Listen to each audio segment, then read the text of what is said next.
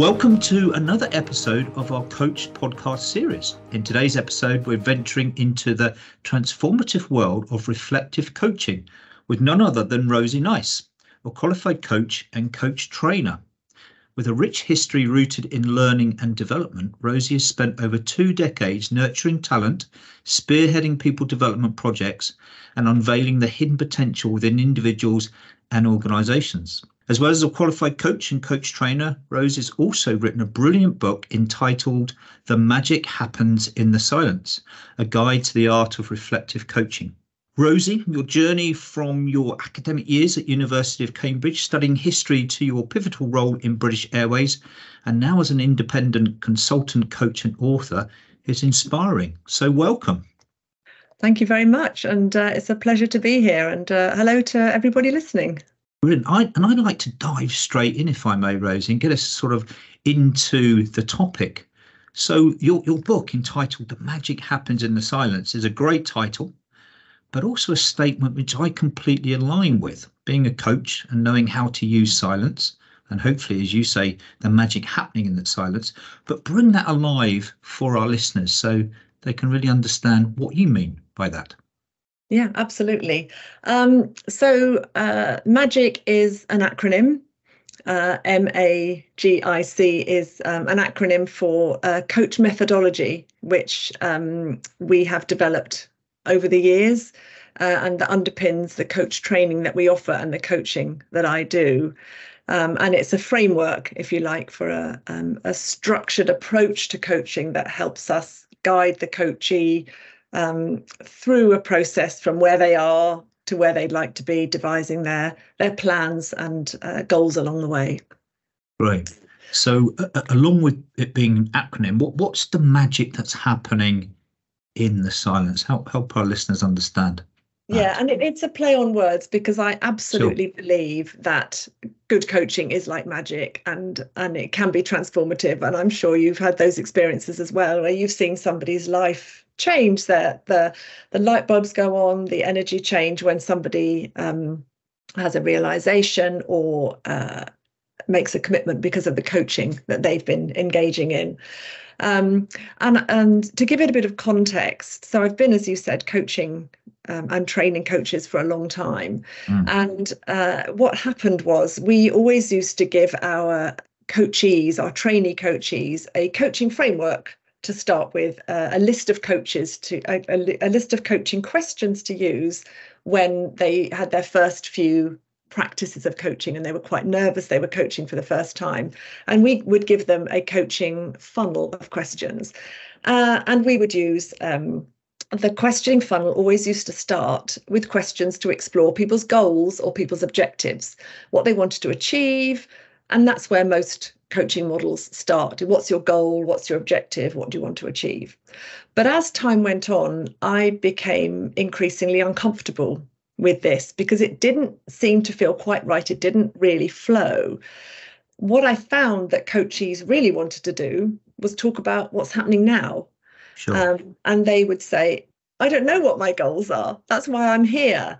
Or they would say, you won't understand my goal until you understand where I am now and why it's important to me. Or they would say, or they would be thinking, I don't know if I trust you enough yet to share my goals with you and my hidden dreams with you yet. So let's talk about my current situation. So I found that what people wanted to do was talk about now.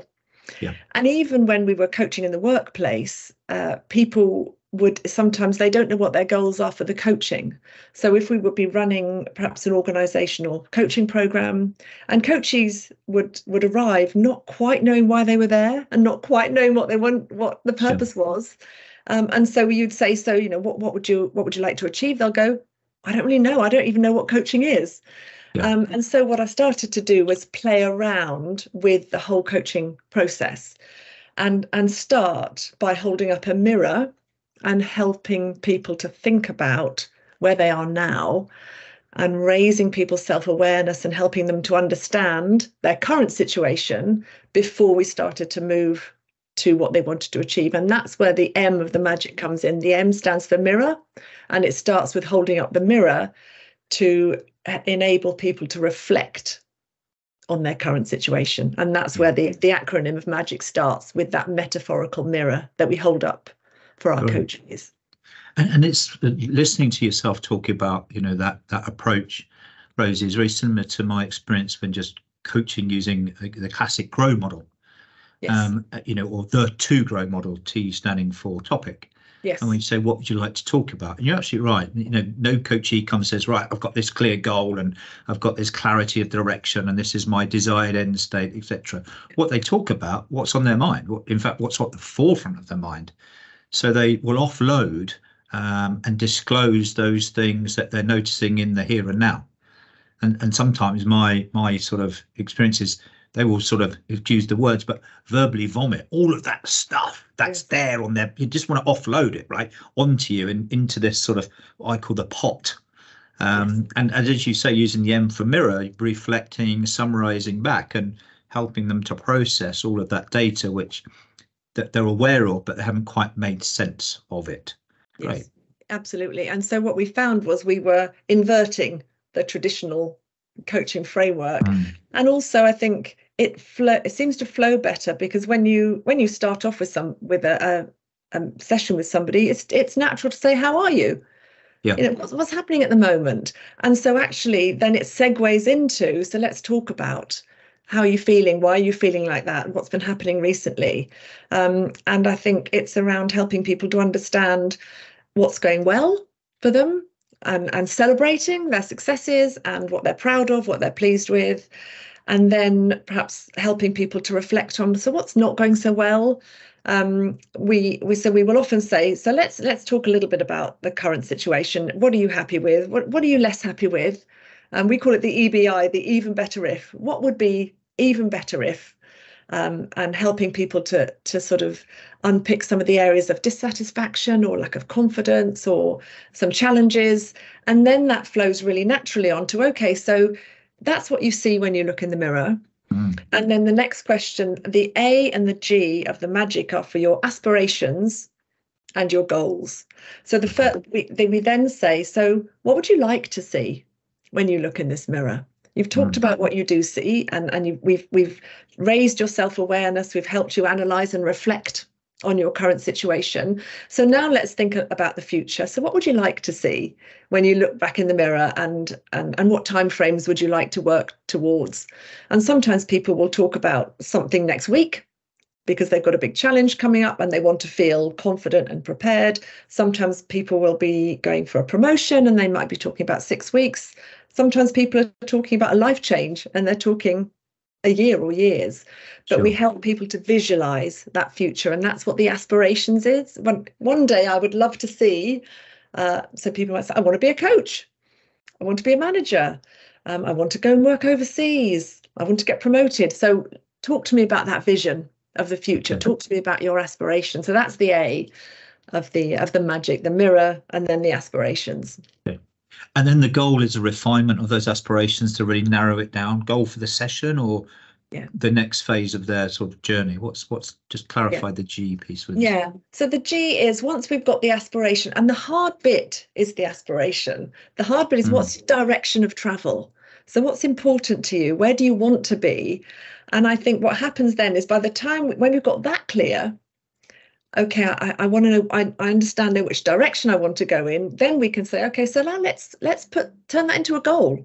How will you know when you've got there? Give me some specifics. Have you got any timescales in mind? Can you be a bit clearer about what that looks like? And one of the, I like to use the metaphor of a bridge. And if you imagine coaching as a bridge taking us from where we are now to where we want to be and over that gap. If you think about the mirror is solid ground where I am now, and I start to climb with the aspirations, and the G of the goals is at the top of that arc. So by the time I'm clarifying my goals for my future, I can look back to where I am and I can look forward to where I want to be. So when I'm setting my goals, I've got the best vision. I've got that 360 vision. And that becomes much clearer when we've spent some time helping people work out what their values are and what their direction of travel is. And then they're ready to clarify those goals, and then you're more likely to get the right goals, because I think sometimes people will start with the goal and then during the process they'll change their goal, and they'll refine it, and that's great. But if we get into the goal too early, I think people set off in the wrong direction, because they don't quite know what it is that they want to achieve, and realizing that when people can really clarify the aspirations and goals, that in itself is really liberating for people, because it's like, okay, right, now I know where I'm going, and then the plans that come next become so much easier. And I guess what I'm hearing is that sort of aspirations and goals are being set within the context. You talked around that 360-degree view, understanding the context and the world that I'm operating in, and creating a level of reality to those aspirations and goals as well, which make it more real, and I guess, and sort of tangible for those in their world as they see it. Yes, absolutely. And I'll give you a really nice example. I was running a coach training program in the airline industry, and there was somebody who was working in a shift working role, and this experience was part of my working out of the magic methodology as opposed to the traditional, perhaps the grow model, etc. And somebody said to this coachee, so what do you want to achieve? And he said, I want to stop doing shift work. I want to go and work 9 to 5 because I'm fed up with shift work. I'm always tired. That's my goal. So they said, okay, so, how are you going to get there? And thinking about, and they were sort of jumping ahead a bit. And we said, come back. So talk about the current situation. And they started to say to him, so why have you stayed in shift work so long? And he said, well, it's great because I never get stuck in traffic. And it's great because I can swap my shifts. And it's great because I can have a day off on a Tuesday. And you could see him thinking, actually, maybe I don't want to change. Shift work's brilliant. And he said, actually, that's not my goal at all. I'm bored in my current role. I need a new challenge, but it's not shift work that's the problem. And if we hadn't spent that time analysing his current situation, he would have had a plan for the wrong goal, and he never would have done anything about it because he didn't really want it. But it was amazing to see him realise. He said, I've been dissatisfied with shift work for years, and now I realise that's not where the problem lies. And it was the analysis of his current situation, recognising what he liked and what he didn't like, that helped him realise he changed his goal during that process. And I think that's a great example, Rosie, of bringing alive the reason why we need to spend time in the reality with the coachee. And what I notice when, similar to yourself, when training new coaches, they want to get to the goal because that's the next piece of the process in the grow model, etc. They forget to just play with it and process the data and understand the reality for that individual. So that's a brilliant example. So we've got the M, we've got the A, we've got the G. Please go on and finish the I and the C for our listeners, if you wouldn't mind. I will, absolutely. So by this point in the process, we've got some clear goals. And you said earlier, is it a goal for the session or is it a goal for the longer term? And it's both, because the magic methodology can help you structure one coaching session, but you might spend the whole time on the mirror. It might be a whole program. And also it's a longer term plan as well. So it works sort of in the short, the mid and longer term. So once we've got some clear goals, then the I and the C are about how are you going to achieve those goals? So the first three, the M, the A and the G, the mirror, the aspiration and the goals are the what. What is it that you want to achieve? Getting that clear. And then the I and the C is coming down the other side of the bridge. How are you going to get there? So the I is ideas. So what ideas do you have? Who could you talk to for help, and what resources will you need? Where could you find some more inspiration? So we help the coachee generate some ideas and then evaluate those ideas. And then the C is back down on solid ground. It's the commitment. So what are you going to do? We've talked about different ideas. We've evaluated them. What's your plan? And the C of the commitments is, okay, so what are you going to do? And what's the first step you're going to take to set you on your way? So we finish with, what are they really going to be committed to? And that becomes the plan. So it's the ideas and the commitments of the final stages of the process. Great. And I guess using the grow analogy again, if I may link it to that, talking about options and then the way forward. Yeah, And then obviously wrapping up the conversation at the end there. Nice. Yeah. Yes. And what I love about that is that you've realised that sort of, I guess, the fault in the GROW model is that the GROW model is not linear. It never goes to goal and then reality. It always goes, like you've just said, it goes to that reflective piece and people understanding their reality and the context. And I guess that's not just within the reality, but in that silence of processing that data and really getting the individual to reflect around their world and what they're noticing, and the real reality is where the magic happens. Yeah, absolutely. And I think that that's where the reflective coaching comes in, because it absolutely is about guiding somebody through a process. And as you say, recognizing that our thought isn't linear, a coaching process isn't linear. And I'll often say to people, this is about learning the rules so that you can break them. But as an experienced coach, the more experienced you get, you still have that rudder of that framework. You know, have we got, do they really understand the current situation? Have we got a direction of travel? Have we got some goals to work to? And people will jump back and forth, but you as the coach will know where you are in that process. But I think it's about that metaphorical mirror is really helping people reflect and recognizing that we know as coaches not to interrupt people when they're talking. But I think there's something around recognizing the power is in that silence and not interrupting somebody's thinking. And recognizing that the hard work is often going on in somebody's head. And when somebody's pausing, it takes huge discipline. And as a new coach, it's one of the hardest things for people to do is just to hold that silence and allow people that space to think. And that's where the reflective coaching comes in.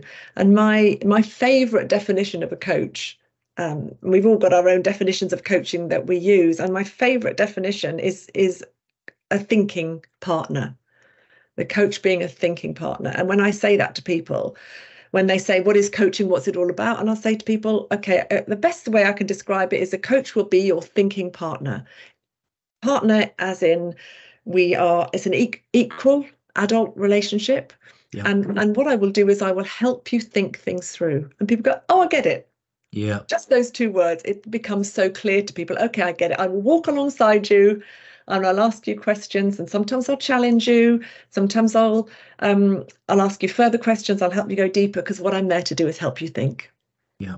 And Nancy Klein, just to build on that, uses a lovely phrase, igniting the human mind. Yes. And you are a thinking partner as a coach. Yes. And I think a lot of certainly coaches when they first start out think that they've got to do the thinking and find the solution. Yes. Right. And they find it hard to control the advice monster because when there's a silence there, they want to put advice into what I call the pot into the conversation. So you're absolutely right. A coach's role is to make the coachee work really hard in thinking and coming up with their own solutions and using the magic terminology, ideas of things that they could take forward and commit to. Yeah. Right. Absolutely. And I want to explore, if I may, Rosie, with you, reflective coaching. Yeah. Because I notice in my own practice, I'm sure other coaches do, that I do a lot of reflection, I do a lot of summarizing, I do a lot of paraphrasing. I'm playing back the data that I'm being given, whether those are words or just, body language, whatever that might be. And I use the term of holding a conversation.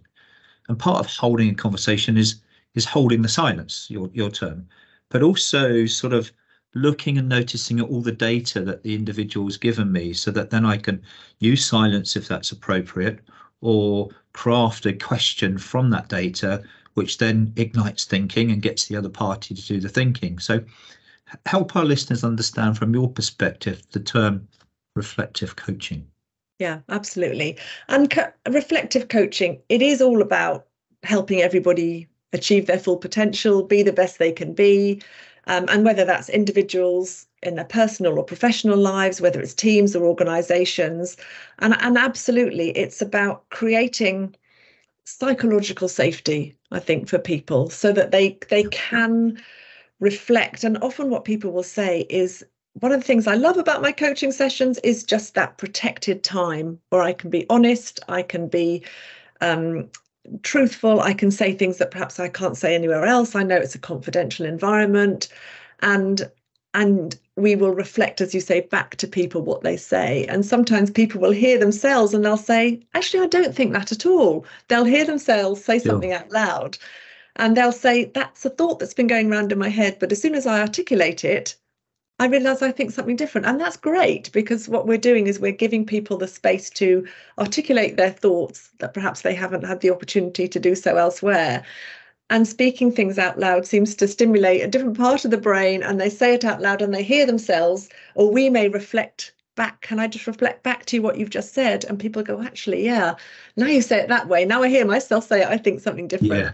So the power of that, I think, is transformational. Yeah, and I have exactly the same experience. People, the words they will use is, "Did I really say that?"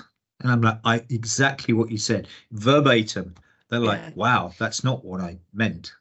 And you're right. By people expressing and I guess verbalizing, processing that data, that would be externally, is a real powerful way of getting clarity of their thoughts and their thinking to help then guide, those ideas and get rid of the chaff from the wheat, I guess, about what really is important to them, or really unpick the reality. Your example of the shift worker is a great one, of just helping him to process what is important and where is the actual challenge or the situation that he wants to resolve.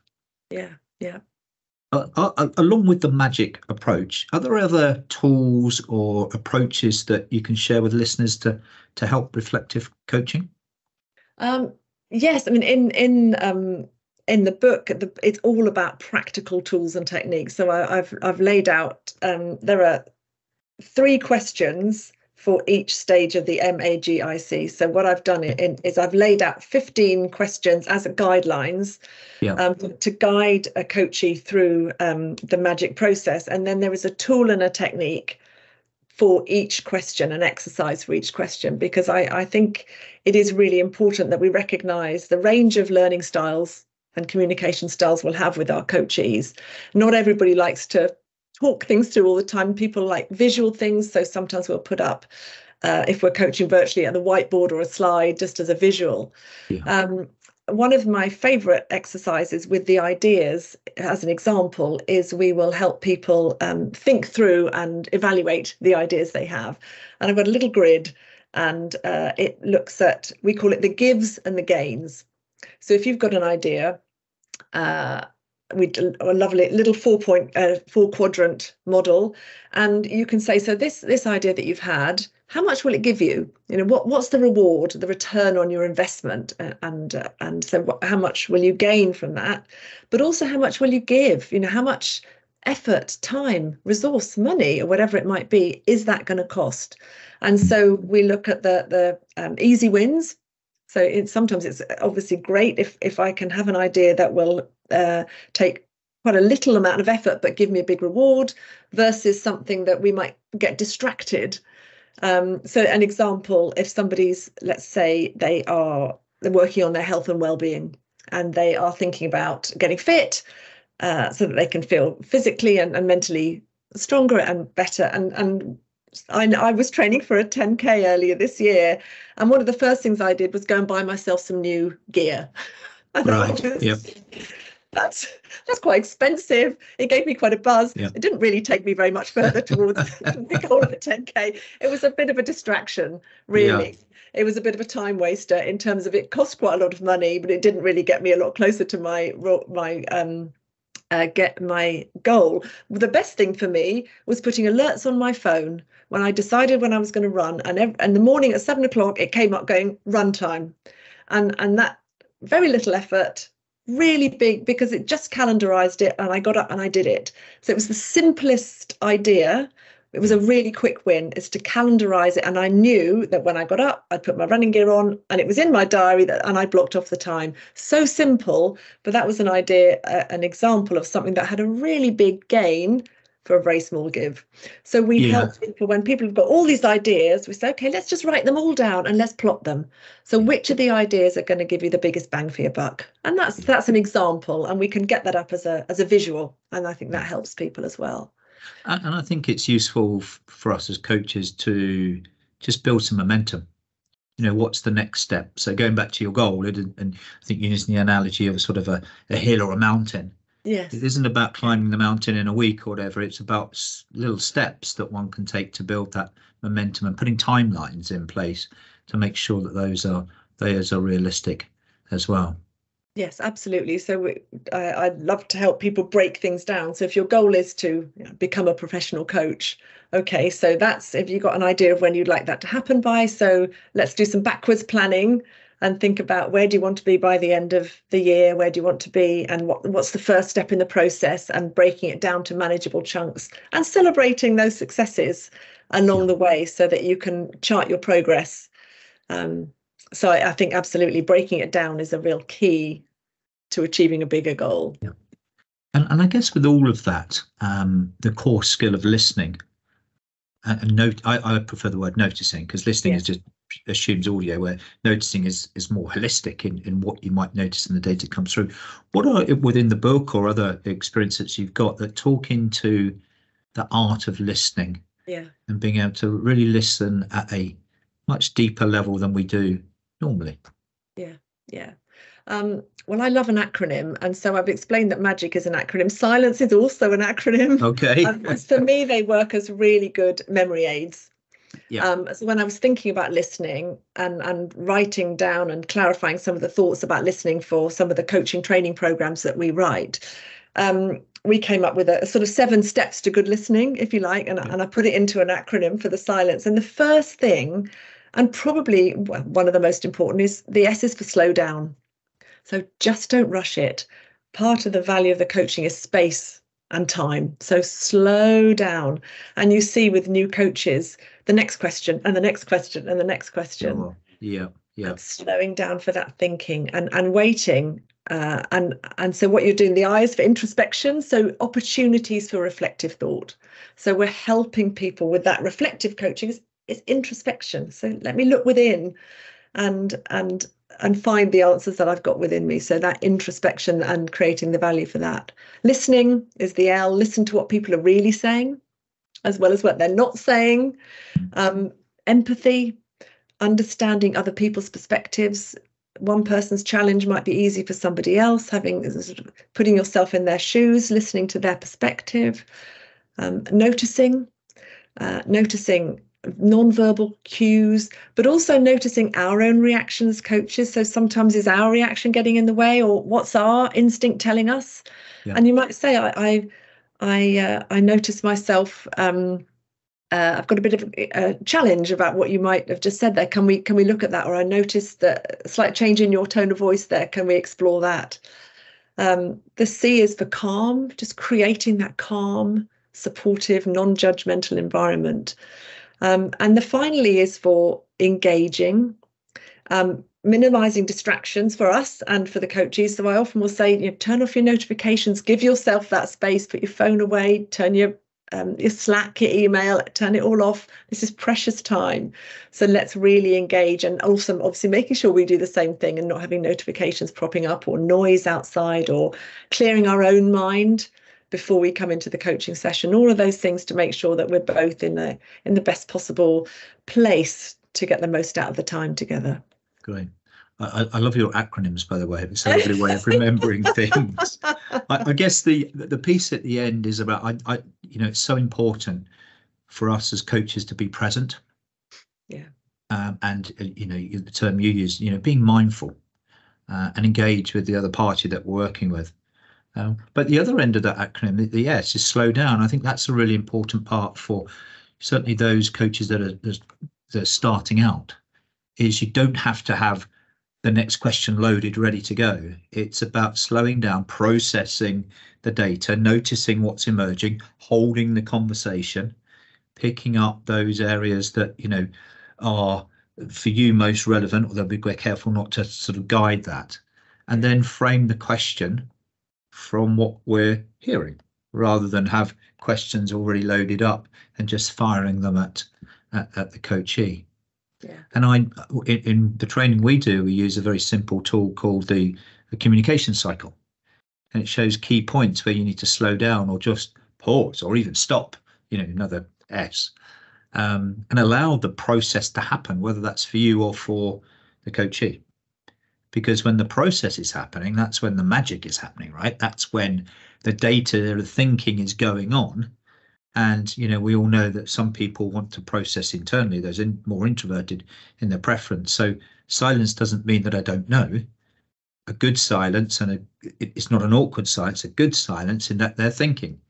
And the coach needs time to allow that thinking to come to the fore and shared into the conversation. Yeah, and I think that's really interesting distinction between an uncomfortable, awkward silence versus a I'm thinking really deeply, please don't interrupt me silence. Yeah. And I think it's sometimes the coaching, particularly when people are less experienced, they find that silence very awkward, and it takes real self-discipline to hold that silence and to sometimes just ask a question and not fill it with another question, or not explain, and just allow, and somebody will say, if they don't understand the question, they will say. But often people will just really value, and you'll see people looking away or looking down or making a note and think, okay, that the magic's happening in there somewhere. I need to create the space for it to happen. Yeah. And as you say, as coaches, certainly when you first start out, it's uncomfortable. That silence is difficult. So you want to fill it. But when you fill it, you're stopping the magic from happening, because you're stopping their thinking, because you're doing the thinking for them. Yeah. And I think that sometimes that comes from people wanting to add value, and people thinking, well, I know that, having been a trainer, I'm still a trainer, and so sometimes I have to when I take my trainer hat on, put my coach hat on, my trainer hat off. It's a very different mentality, isn't it, from as a trainer, adding value from guiding people through models and ideas and a process, and the coaching allowing the coachee to fill that space. So they're very different approaches. It's ostensibly quite similar, but actually the approach quite different, and the value that you add quite different often. And I find, Rosie, that when working with coaches at the beginning, they want to help. Yes. They want to give the answer because they feel it's going to be helpful. Yeah. But sometimes helping isn't always helpful, because by contributing and doing the thinking for the other party, we're stopping the coachee from doing the thinking, and therefore potentially stopping from them learning. And using your magic analogy, finding those brilliant ideas. Yes. All they get is our ideas. And as we know, if you feel like you're being done to with me giving you all my ideas, you don't embrace that, and you're not committed to take those forward and make the aspirations that you want to have happen, because it doesn't feel like it's yours, it's someone else's being done to you. Yeah. And I think that's, again, something that we all have to learn when we first start coaching is how do I add the value without telling people what to do, and without fixing it for people. Yeah. And I have some of my practice coaches will say, the session didn't go really well. I just sat there and I listened. And I felt it went terribly, but the coachee felt it went brilliantly. And I'm like, well, that's the magic of silence.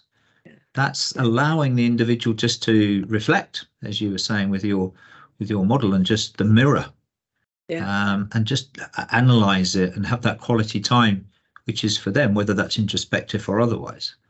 Just to work out what's going on and make sense of, for them might be nonsense or emotional turmoil, just to process that and put it into a way that they can then articulate it and move forward with it. I remember having a coaching session a little while ago with a lady, and she talked non-stop for an hour, and this and that and this and that, and I'd done the contracting at the beginning, and I said, it is a confidential conversation, and I set it all up with and how it was going to work, and then she just spoke, and at the end of it I thought, gosh, I haven't been able to coach her at all. And she said at the end, oh, I feel that was so helpful. Thank you so much. I feel so much better. I know exactly what I'm going to do. I was like, oh, that's good. I've not done anything. But she just said, I just needed to get it straight in my head. And I just asked a couple of questions, but she'd found it so valuable. And she was somebody who she spoke to think. So she would think while she was articulating, and she would talk it through. As you say, other people are very much more reflective and they like to think before they speak, but she was absolutely somebody who worked out what she thought by having that conversation. So yeah, it was fascinating. So what we're saying here, in the statement, the magic happens in the silence, is actually what we're saying here. The silence enables the coachee to process and digest and reflect. And that's where we're helping them with their thinking to get some clarity and understanding and making sense of that, which then leads to an action or an idea and then an action to move forward. So is that what we're saying about the magic happens in the silence, Rosie? I think it is. Somebody shared with me a little while ago a concept called the Einstein hour. I don't know if you've ever heard of it, but I've Einstein, never heard of that, no. He reputedly said, if I had an hour to solve a problem, I'd spend 55 minutes analysing the problem and 5 minutes working out the solution. Right. And I thought, isn't that interesting? And he believed, supposedly, that the quality of the solution that you generate is completely proportionate to your understanding of the problem you're trying to solve. And I thought that sums up this concept so well, in that the more I understand my current situation and how I got here. So when we're talking about the reflective coaching, we'll often look at where are you now? And that's present me. And then we look at past me. So how did I get to where I am now? So what did some of the decisions and the actions that past me and the me of the past took me to where I am now? And then before we can think about, and where do I want to go next? And what can I learn from what's happened to me in the past? And we look back with compassion, because for all of us, there'll be decisions that you'll think, why on earth did I do that? There'll be some decisions that you'll say, oh, I'm really proud of myself, or I'm pleased I did that, or I took a risk and it paid off. But there will also be things where we'll think, what was I thinking? But sure. I think if we look back with compassion, and we'll always learn something, and what can I learn from the journey that took me to where I am now? What can I learn about myself? What can I learn about my experiences, my skills, my strengths, my decisions? And then how can I use that to help me in the future? So how can I I like to say, how can you be a friend to your future self? Because what can I do now that my future self will be pleased, grateful for, etc. And I think the more we can understand the past and the present, this Einstein now, understand the problem, the challenge, the issue, then the solutions become so much clearer. Yeah. Well, what I would say to that, if I may, is just build on it and give just a different perspective, because sometimes when we keep clients in the current reality, there's a danger that we get stuck and they just go round and round and round because they can't see the answer. They spent 55 minutes using Einstein's theory of looking at the problem and the reality, but they just can't see a way forward. So I guess the other argument to that is sort of Stephen Covey's start with the end in mind. Yes. Where is it you want to be? Picking up on your analogy, where's you as your best friend's friend? Yes. Where's that want to be, or what is that desired future state? And where is that? Do some vision and visualization with it. So that's another approach that we mustn't forget. But you're right, it depends on the coachee that you're working with and what comes up. And I love the word compassion, because we do need to think about some of the boundaries when we do go back, and where have I come from, and sort of make sure we don't trigger anything there. But so different approaches depending on different individuals that we're working with, I guess. Yeah, absolutely. And I think that when people will have much more clarity about the future when they understand the current. But absolutely, we need to recognise when we're going round in circles and go, okay, so what do you want to see when you look in this mirror? And that judgment of when's the time to ask that, so that we don't get stuck in, as you say, in too much analysis of now without helping people move forward. And I think that's the power of that coaching is okay, how can we get you out of that? How can we move you closer to where you want to be? Yeah. And I think it's important to realize coaching is about being better. and you don't need to be ill to get better, but it's a Yes. bit better is doing something different or moving forward to a new state, a desired future state. So there's two elements to consider. Rosie, is there anything else that our listeners would benefit from, either through the magic analogy or through the reflective coaching, or any other tools that you'd like to share with our listeners before we come to a close? I guess I would like to the concept of reflective practice, I think, I have become more and more convinced of its power, if you like. And I'm sure as coaches, it's part of our practice to reflect after a coaching session. Sure. Yeah. And I now encourage a lot of my clients to do that too. And people are always surprised with how valuable it is. And sometimes I think people, if we go to a meeting or we do a presentation or an interview or whatever it might be, and people sometimes worry afterwards around how did it go? And we beat ourselves up a little bit. We can be quite self-critical. And I think using the reflective practice process can be so helpful in terms of channeling our worry and anxiety into a positive learning experience. So I would always encourage people at the end of an experience, even if it's 5 minutes, to say, okay, what went well? What's the even better if? So what could have gone better? What can I learn from that? And what am I going to do with that knowledge and that learning? How am I going to positively use that going forward? So even if we think something's been a bit of a disaster, there will always be some good. You will always have done some good things, and there'll always be something to work on and improve on, because that's fantastic. It keeps us learning. So what can I learn from the experience I've just had?